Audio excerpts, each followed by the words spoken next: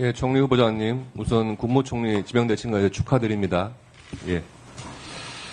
저는 다른 의문사항은 추후에 또 여쭤보기로 하고, 기본적으로 국무총리에 임하시는 자세에 대해서 한번 좀 여쭤보겠습니다. 흔히 말해서 국무총리를 1인 지하, 만인 지상 이런 표현을 쓰지 않습니까? 저는 이런 표현은 조금 권위주의적인 냄새도 나고 옛날의 진부한 표현이라는 생각이 좀 들긴 하지만 그래도 책임감이라는 면에서 위로는 대통령을 보좌하고 또 밑으로는 행정의 모든 부와 또 국민께 책임을 지는 자리다 하는 면에서 이해한다면 1인 지하, 만인 지상이라는 말도 맞는 말이 아닌가 생각을 하는데 총리님도 그런 책임감을 느끼고 계십니까?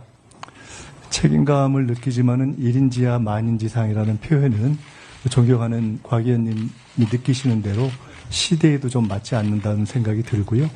우리 헌법과 법률에 의거해서 아마 국가의전 순위를 대통령의 다음을 국회의장 또는 대법원장을 두고 주무총리를 둔 이유도 헌법이 규정하고 있는 삼권분립의 정신을 존중하는 것이라고 보기 때문에 그런 우리 민주주의 국가의 원리에 보아도 1인 지하 만인 지상으로 보는 것은 적절치 않다 이렇게 생각합니다. 알겠습니다.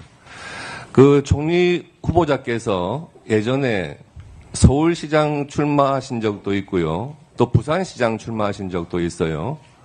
내년 지금 6월달 1년 뒤가 정확하게 또 지방선거지 않습니까?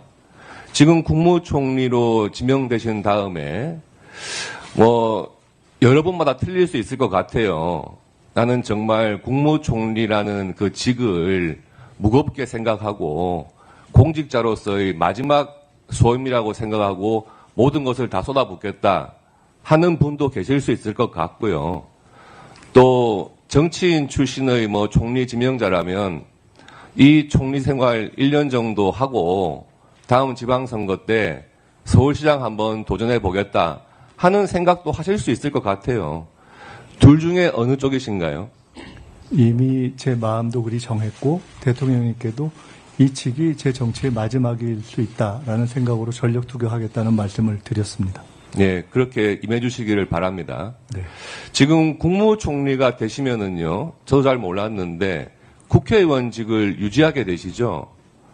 그러면은 그 일반 국민들께 생각하시기에 사실은 국무총리가 된다면 그 업무 양으로 봤을 때 국회의원은 겸직하기 힘든 걸로 이해가 되는데 그 국무총리로서의 급여 또 국회의원으로서의 세비 같이 받나요?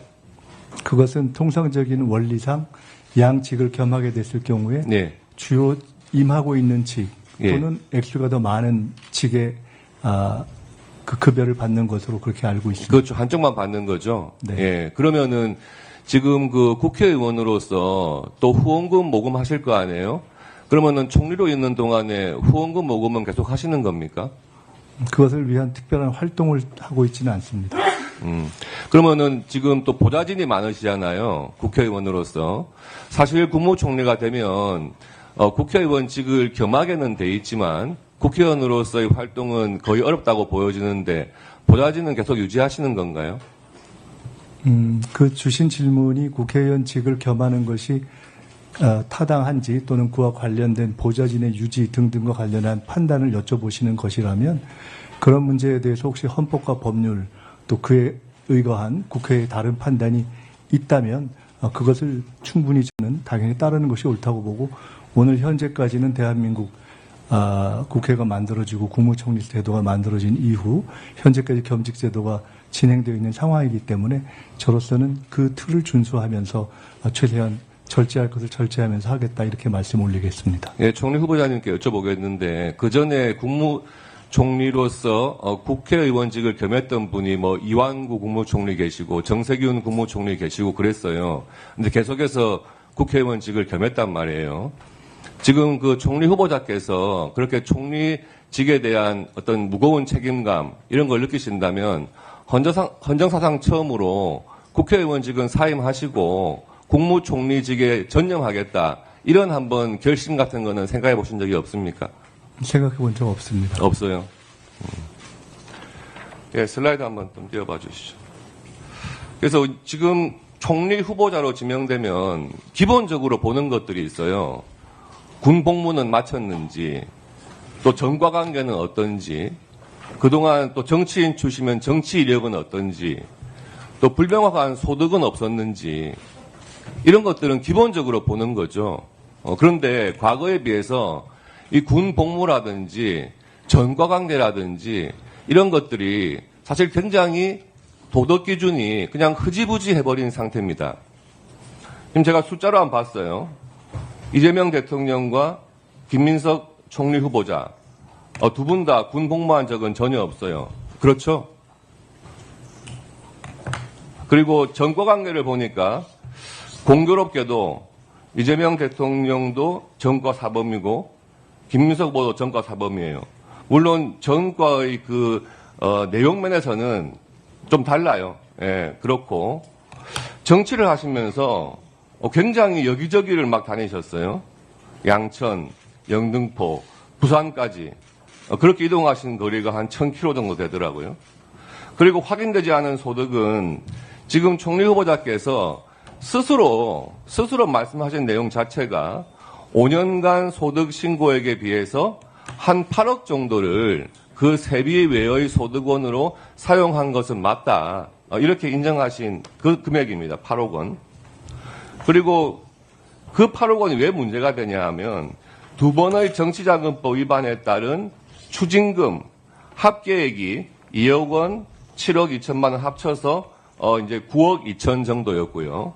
그리고 국민 여러분 잘 모르시겠지만 정치자금법을 위반해서 이 불법적인 정치자금을 받았다 하면은 그것도 소득으로 간주해가지고 거기에 증여세가 또 부과가 되죠. 증여세가 또 억대의 증여세가 부과가 됐습니다. 이런 부분들에 대해서 지금 이런 숫자들이 나오는 것에 대해서 기본적인 입장을 말씀해주십시오. 이게 지금 답변 드려도 될까요, 위원장님? 네, 답변하십시오. 네. 답변 드릴게요. 아까 이 그림표를 통해서 보여주신 중에 소득과 관련한 등등에 대해서는 오늘 청문회를 통해서 여러 의원님들이 바로 그것을 궁금해해서 여쭤보시고 답할 기회가 있는 것으로 저는 생각하고 있고요. 나머지 정치 과정에서의 당적 관련한 문제 또는 과거 전과의 구성에 관한 문제 또는 군 복무의 문제 등등은 군 복무가 민주화 운동 때문이냐 그것을 포함한 것이냐 때문에 군을 못 갔는가 수형 생활 때문에 또는 통상 정치에서 문제되는 군의 적절한 방식에 의한 적절치 않은 방식에 의한 회피 이런 것에 의한 것이냐 등등에 대한 것을 그것을 이렇게 다시 확인해서 여쭤봐 주신다면 그것에 대해서 또 답변 드릴 수가 있을 것 같습니다. 네, 아까 말씀 주신 중에 다른 부분은 실제로는 연동돼서 표현하는 것도 또 제가 답변 드리는 것도 그다지 적절하다고는 생각되지 않습니다.